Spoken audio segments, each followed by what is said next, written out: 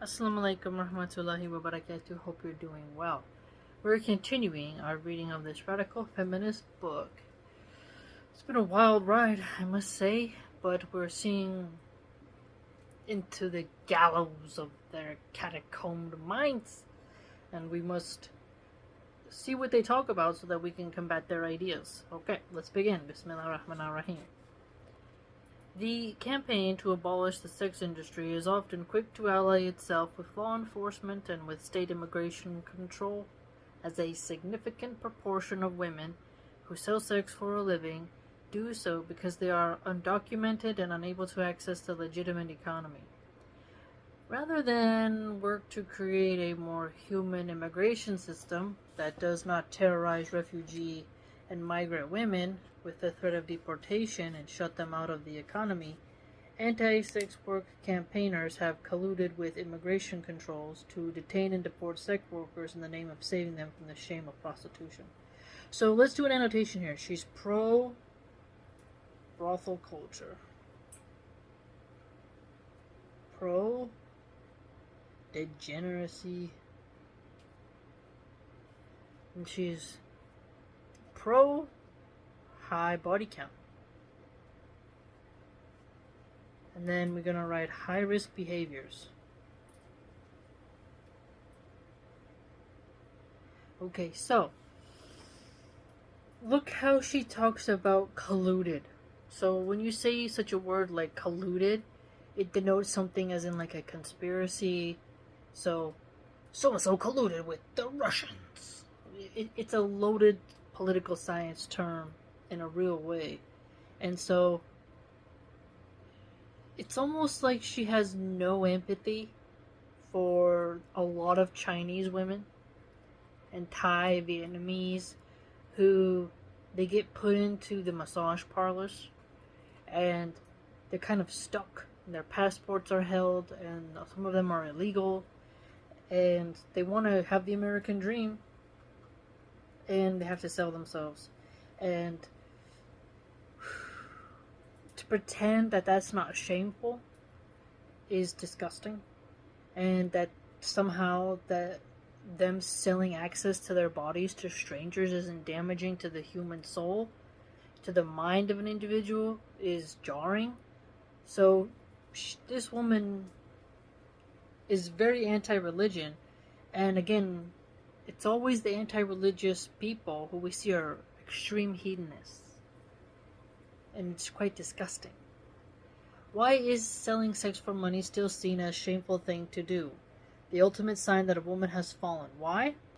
Because a pot-bellied guy with money drops $2K and she doesn't like what's happening and she snorts a line of coke, pops a couple Valiums, takes a shot of tequila, and she imagines it's someone else in her head, and sometimes she stares at the money as it's being done, and then she wipes his smell off of her, and then he leaves, maybe farts on his way out. Then she's gotta go shower and be on to the next one. And she's risking STDs, abortion, and extreme creeps. Very creepy men who, some of them are very awkward. And they may have a lot of money, but that doesn't mean they're sane. And they'll stalk you, harass you, and then some of them will end your life. It's very scary. And a lot of those women, they sell themselves. They lie about that they've sold themselves. Their dream guy finds out and leaves them. Or a guy really pressures them to do something, and he just increases the price. She says okay, and then she feels disgusted with herself afterwards. I think it's quite bizarre how she's really ignoring how many women have done that industry and really resented it, and how many really depend on intoxicants. They have to in order to get through it. Why is that hoary old stigma still hanging around, standing in between sex workers and crucial protections on the job?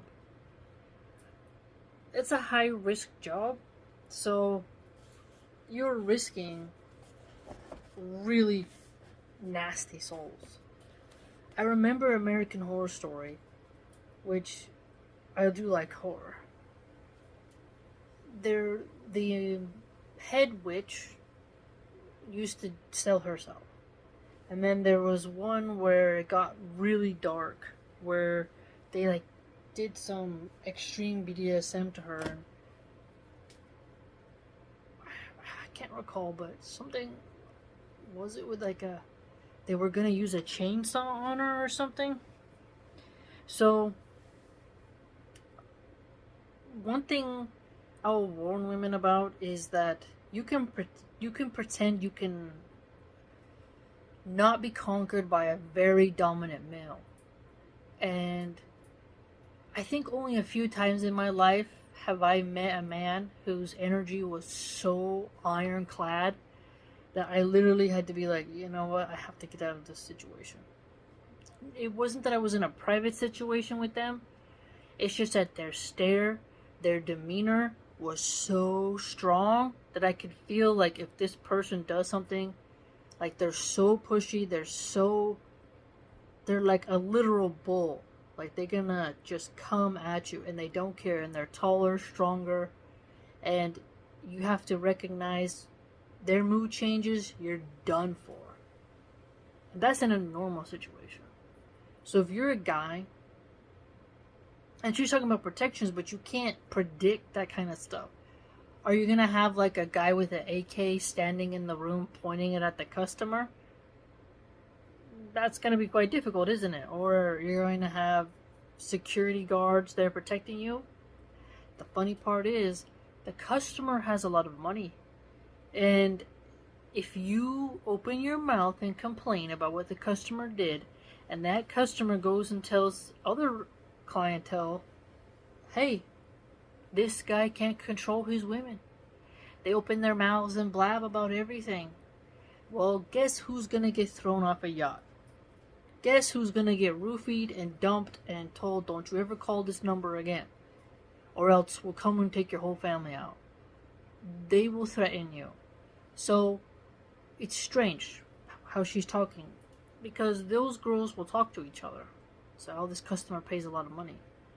Oh, he's a high level up in this company or this gang, this cartel, yada yada.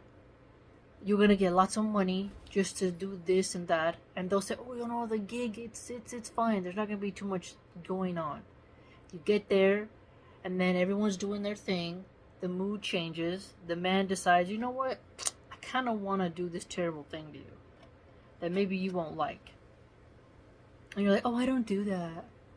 And you flip your hair, you think you have some power, and he's like, okay, I'll give you 200. And then if the customer is just like, okay, you don't want to play ball? Alright. And then they go to your friend, one of the person working or whatever, another girl, and they pay her.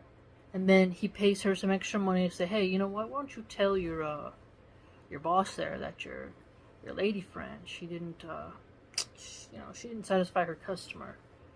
And I don't want her coming back to this party.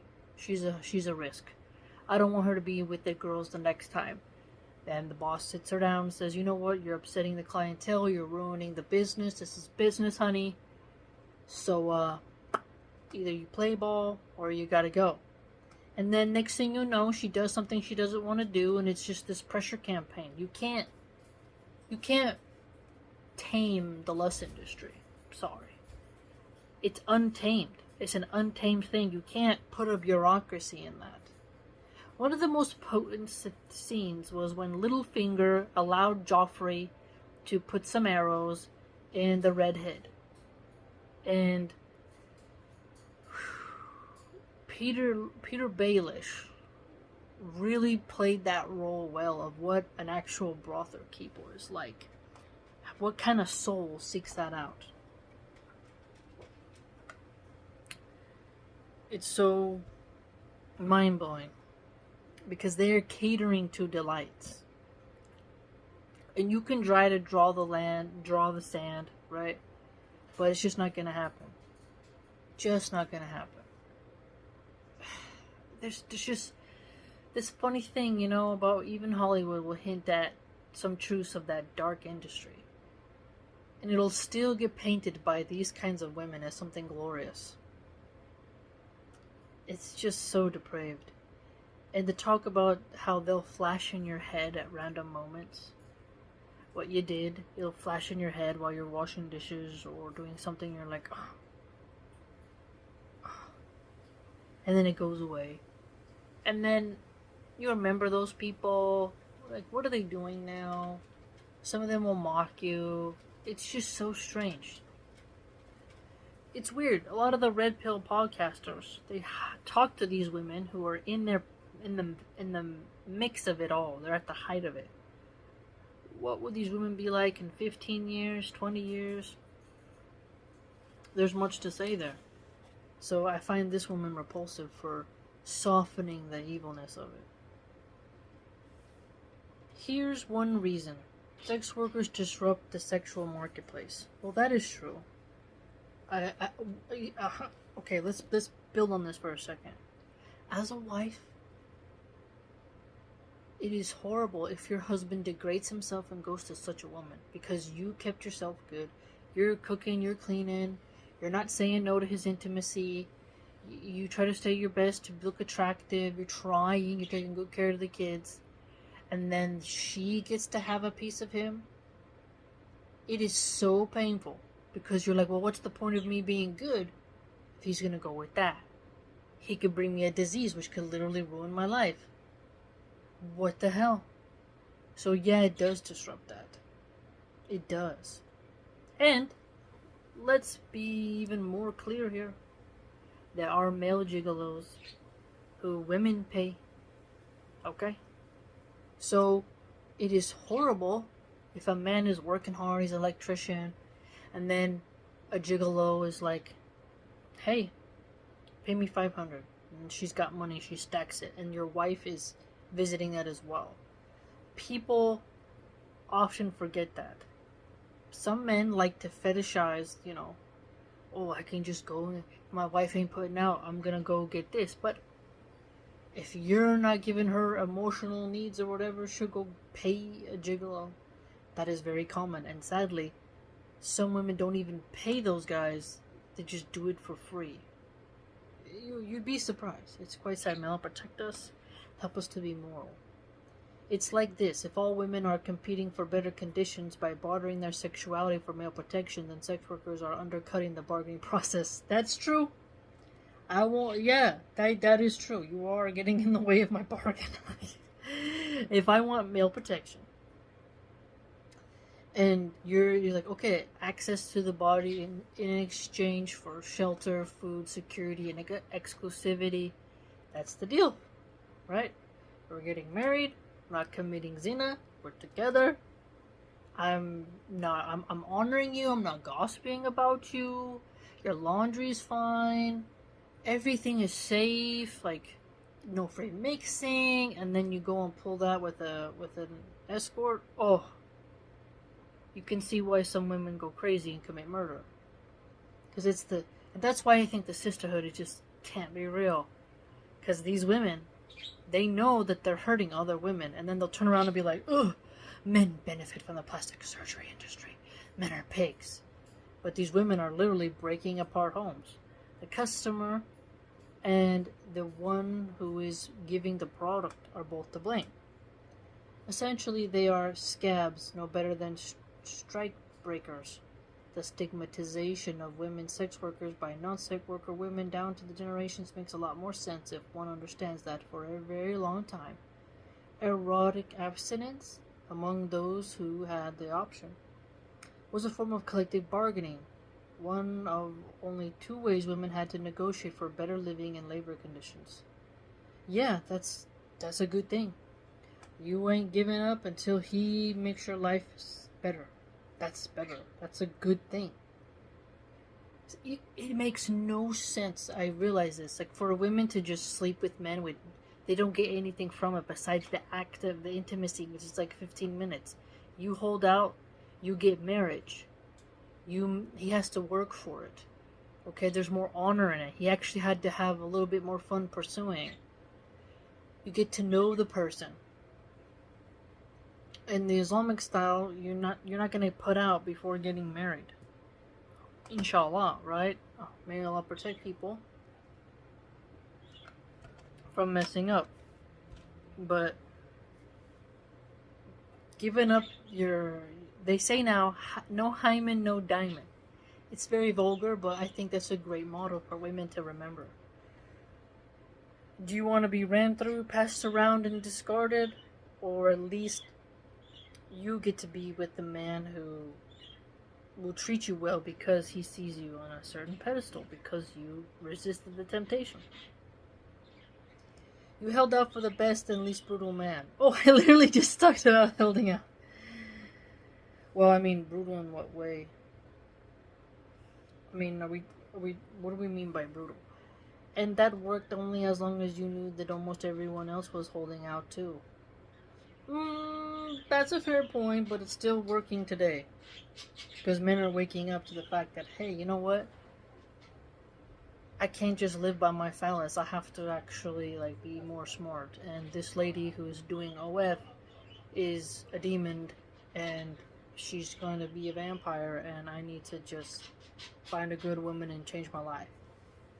If everyone else was just leaping into bed for cash or for fun, or any time they felt a panic in the loins, depriving yourself suddenly made less sense. Yeah, but I do feel that there will be a moment where men will be like, how many men have you slept with? And she's like, 60.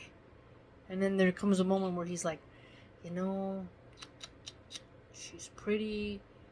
Am I? And then after, like, what they call that post-nut clarity, be like, oh, you know what? I don't want to kiss this woman because she literally services other men for money.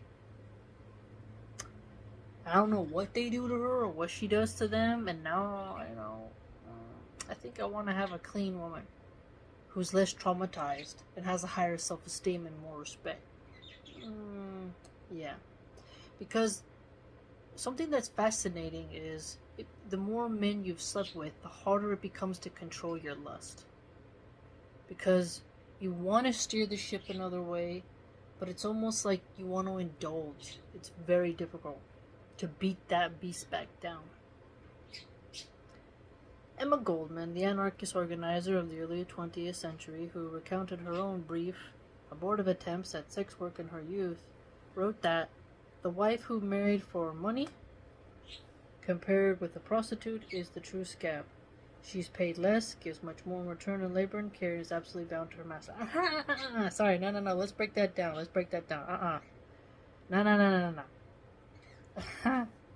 No. No.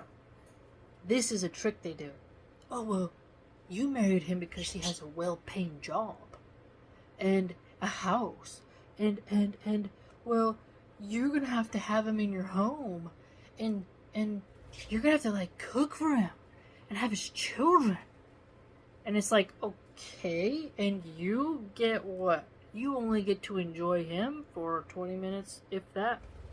And he tosses the bed or cash apps you, Venmos you, and then he's off to somewhere else, and you go home to an empty apartment or onto your next customer, and you don't get to take delight in his mere existence. The wife gets to absorb the husband's masculine energy and just drink from it, where she gets to smell him, gets to see his beard, gets to see his triceps, his abs, you know, sees moods, gets to cuddle and caress him, gets to do everything wonderfully feminine with her lover, gets to just look at him, you know, watch him eat food she made, gets to have that special connection when you're trying to make a baby. That energy that is circulated and exchanged, and that feeling of having that very same man rub your belly as your beautiful child grows, and you get to be home with your children, and they're playing, and everything's cozy, and nature's all around. You get to have that instead of Oh, well, gotta go watch my cooch, because I got the next customer coming up, smoke that blunt, gotta do a little bit of coke so that I can go be with this stranger who wants to choke me, or... Ew! It's so disgusting. Ew. No. The woman gets... And if you want to be nihilistic, in divorce court, if she divorces him, she'll get something. But if she doesn't divorce him, she gets security, status. It's really nice. The hooker gets...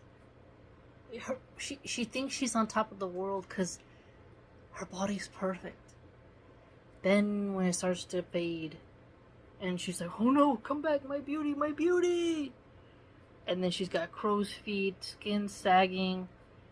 She's got to keep getting all these surgeries and hope that there's going to be this life extension technology to make her look youthful forever. And then the word gets out that she's that type of woman. She's not wifed up. Come on. What are we talking about? The joys of being a wife is nice. And if you marry someone who has money, you literally can have hobbies. You can go on vacations, have a garden, eat sushi whenever you want, have a puppy. You can do all kinds of stuff. Have wonderful, spices and herbs, koi fish pond, you name it. You can have so much. The prostitute has to buy all her own stuff and spend her own money. You idiot! You're selling access to your body and you gotta pay your own bills. The wife doesn't have to pay her bills. The man pays the bills. Yes, idiot. Whorephobia. Oh my god. It's a new word. Whorephobia. Oh my gosh. I haven't heard. Are you kidding me, man? They got a phobia for everything. Is the sharp edge of slut shaming. Yes, it should be shamed. Hold the line. Shame those women. Call them to a better path.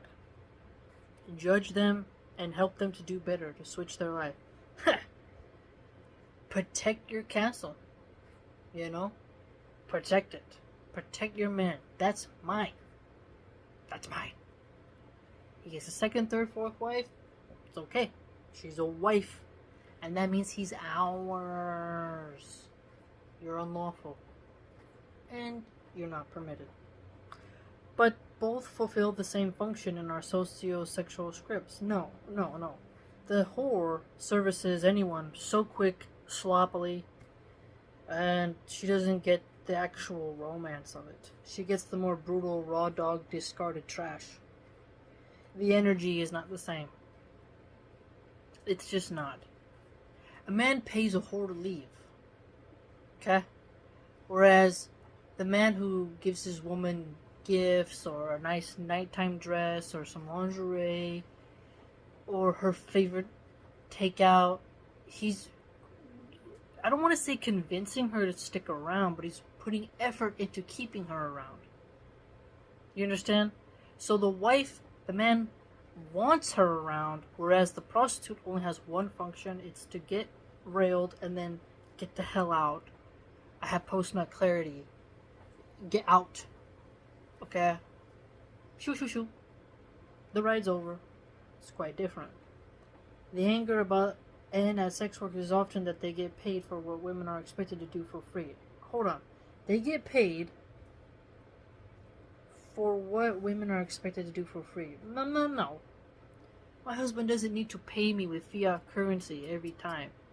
He pays paying the rent, paying health insurance, paying a cell phone bill, paying the Wi-Fi bill, paying for groceries. He's a provider man, and he can get his delights that he wants. Okay? And why wouldn't you want to have intimacy with a man who treats you that well? He's literally paying for everything. That should stimulate your loins. He's honoring you. You have to, like, how can you not want to reward him? The man who's paying the hooker, he's not paying anything of her lifestyle. He's paying her for that one action. She takes that money and she has to pay her own bills. Unless she has pay pigs. But only as long as her looks survive will she have those pay pigs. Tick-tock. The clock's ticking on her youth.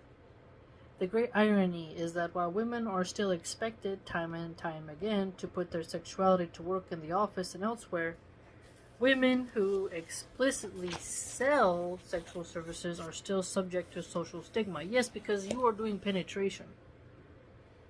Okay? Criminalization and state prosecution. Yeah. If a woman is being a bit of a nasty... if she's baiting a man and showing too much cleavage and being charismatically flirty, that's quite different than a woman who is, like, doing very strange things for money. Women are expected to manage predatory heterosexual male sexuality in return for a wage. Well, I mean, that's everyone. You don't think gay guys get harassed by other gay guys? That's just real life. There's no alternative. Grow up and find a different job, sweetheart, but actually asking to be paid for sex remains taboo. Whore is still an insult. It always should be an insult. Okay? If you commodify yourself, objectify yourself with a price tag, you'll get treated as a product. Sex and love are the things one is not supposed to acknowledge as work or ask for payment for. Women are supposed to provide them for free to men without demanding anything concrete in return. And that is, I am convinced, part of the reason sex workers are so stigmatized. Okay, so if you're just a girlfriend and he has not invested in you, then yeah, you're giving up for free and you're an idiot. You know, if he's like a bummy guy and you don't want to be a sugar baby, but you're just giving it up to someone who's not even married and he could, like, ghost you the next day and you'll be paying all your bills. What's wrong with you? And so they're like, pay me $50. It's like, whoa, what? No. That's your price tag? And one will like, pay me $1,000. And then you're like, you're not worth that. So, this just don't make no sense to me. They dare to ask for cash for what should be paid in kind, if at all. Yes, sex work is a job like any other. No, it isn't. I have talked about this on my blog with various tweets. It isn't. It isn't. See, they take away the specialness of intimacy. It isn't. It is not. They always make it seem like it's a ripped, shredded guy who's just oozing masculinity and is like, hey, I'll pay you $5,000 for 20 minutes. And you won't have to do anything besides starfish. It's just not real. It's just not real. You're going to work. And it's going to become like an actor. It's not real. It's disgusting. But that's not necessarily a good thing. Like a great many jobs, it can be dull, exhausting, and insecure. It can be bad for your health and well-being, and it does not afford automatic dignity to the worker. You shouldn't have dignity for something undignified. Sorry. Who is often doing it not because they want to, but because it's the best way they've found to cover their costs. No, you can be a minimalist, okay? You can be a minimalist, or you can close your legs and get married, and a man will provide, inshallah. To describe prostitution as work in the way that any other job is done and money is work is uncomfortable. For anyone invested in the orthodoxy that paid employment is always an unequivocal moral good. Paid employment is not an unequivocal moral good, because there are plenty of jobs that are immoral. Like politicians, they have the duality of being good and bad at the same time, depending on how you utilize it.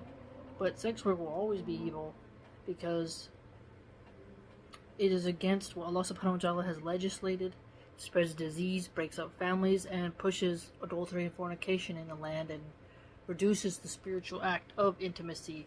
And we need to keep it something special between married people. But sex, again, is not the problem. Work is the problem. And sex work is the only industry where the question of workers' consent is even considered. If a person has to sell sex to arrive, can they fully and freely consent to that work? Well, yeah, you're the... No, you don't get to do that. You don't get to promote being a sex worker and glorify it and then say they haven't consented to that because they have to do it to pay their bills. You can live in a studio apartment. You can live in an RV. You can live in a trailer park. Okay? You can rent a room in an apartment for $550 in California. You can have roommates. Okay? You can go to the food bank. You can eat rice and beans. And you can buy clothes on eBay. Okay? To survive. No, you want fast, easy cash. And you realize by going bloop that a broken man is gonna come there and say like, okay, I'll give you money. Here's $100. Bye. Like, no, you consented to that. Can't have it both ways. She literally just said that it was wrong that the anti-sex workers collude with the government to deport sex workers. And she's gone back and forth now. Go back to the beginning of the video and see how she was talking about it. Now she's trying to make it sound like they can't consent to it because they got to pay the rent. That's a crucial question. If that question were asked about every job in every industry, it might lead to some uncomfortable truths. Look, becoming a hotel clerk, it's not the same as standing on a street corner or being at the bunny ranch and just sitting there and expecting men to shower you with cash. There are men who risk their lives and have to earn every penny to provide for their family and children with honor and dignity. And a harlot, all she has to do is lay on her back, pretend he's somebody else, be high on drugs, and get through it. But it comes with a finite time period. Crazy woman. The truth is that feminized, unpaid, compulsory domestic labor is real work. Care work is real work. Reproductive work is real work. Sexual service is real work. There may be forms of work whose rewards are in kind and uncertain forms of work that are insecure, treacherous, and badly remunerated. But they are all work. And if we accept them as work, a number of important things become clear. Firstly, that the system of labor under capitalism is fundamentally non-consensual. No, you consent to your job, okay? Everybody gotta earn their bread, alright? You're not gonna be just sitting around and robots are gonna bring you your drinks and food and, you know, rent doesn't exist anymore and every building is perfect and the water doesn't need to be regulated. If you want to live in a failed state, live in a failed state. But everyone has to work to pitch in. And the honeybees, they do their job. Going from flower to flower, they don't even live very long. All of them contributing, working. Ant colonies, marching, working. They're all doing something. All doing something. You have to survive. That's Earth. You have to work. If you don't want to work, I don't be homeless. But even being homeless is work. Because the structure of our economy exists to extract profit from our labor. Yeah, everybody... Okay, so if your labor isn't profitable, what are you doing? To be profitable in terms of, you can be given beneficial knowledge for free, but it's profitable in terms of what it contains. If it contains nothing of value, then why should you be paid for it? This system is abusive by its nature, and because we see no alternative, we become apologists for our own exploitation. That means that any call for a better understanding of consent, real consent, is inevitable, and a call to redefine work. Okay, so you're telling me in communist China there isn't sex workers?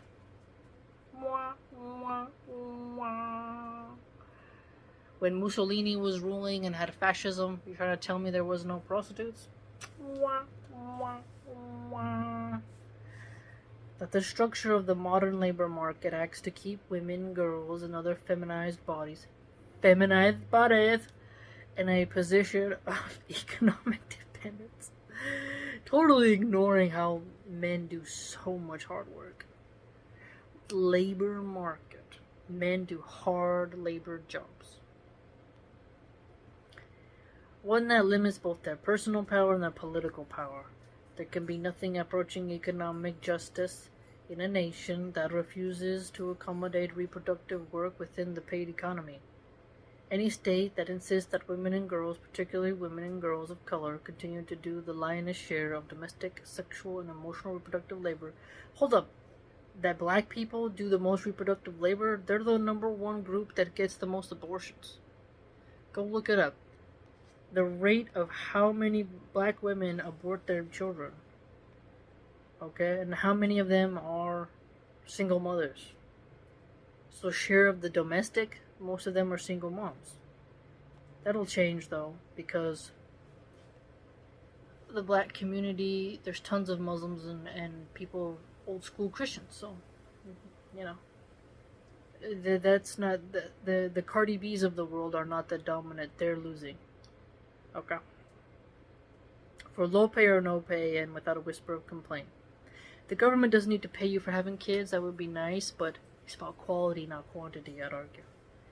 This is what men and boys are least prepared in every sense to relinquish. The privilege of not having to think about the dishes, the daycare, the dangling of threads of the social fabric, the privilege of assuming women and girls will continue to sort it out, with or without their consent. You know, the dishes, you can take turns, you know, he can be romantic, but if you don't want to do dishes, just eat on paper plates. If you're a boss babe, you can afford to have paper plates and bamboo, you know, those wooden forks, wooden spoons, and paper straws. You get your paper plates, you know how to do no dishes. Whatever. Hire a private chef. Hire a maid then if you're a boss babe. And lastly, that this sexual revolution is fundamentally an economic revolution. It is a demand for the change that reaches beyond private bedrooms, to reshape the nature of work and family. No, I don't want you to reshape my family. Authoritarianism, by its very nature, cannot cope with a culture of consent. And the coming sexual revolution refuses to accept the authority of bosses, husbands, or heads of the household to decide. Okay, so this is anti-patriarchy. So what does she say here? The sexual revolution refuses the husband's ability to decide. Boom! And then they'll tell you, you know, that they're not anti-men. But think about that. So, patriarchy. Whew. Authority of bosses. So only if the boss is male, you can refuse him. If it's a female, you have to listen. If it's a man in a dress, you have to accept. Isn't that funny? So there's the loophole. She's against men, except if they wear dresses and have fake tits. Or if they're gay. She only hates heterosexual men.